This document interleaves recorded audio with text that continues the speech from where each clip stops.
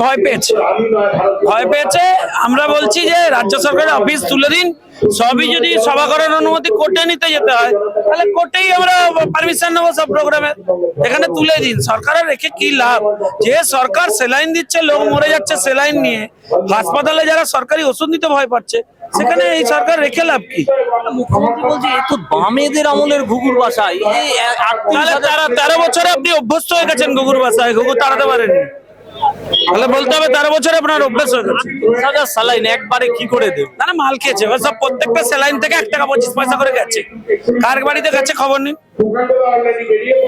আজকে সঞ্জয় রায়ের যে সাজা ঘোষণা হতে পারে, যদি মৃত্যুদণ্ড হয়, ইট গোস টু সিবিআই। রাজ্য সরকার থাকলে কামদুনির মধ্যে সব ছাড়া পেয়ে যেত, আর বাকিদেরও সাজা হবে, সিবিআই আছে বলেই হবে। হ্যাঁ, রাজ্য সরকারের পুলিশ তদন্ত করলে তখন দেখতেন ঘুরে বেড়াতো সঞ্জয়। বামেরা সুজন চক্রবর্তী বলছে সেটিং। আমরা অপ্রাসঙ্গিক, এদের ব্যাপারে আলোচনা করা মানে সময় নষ্ট।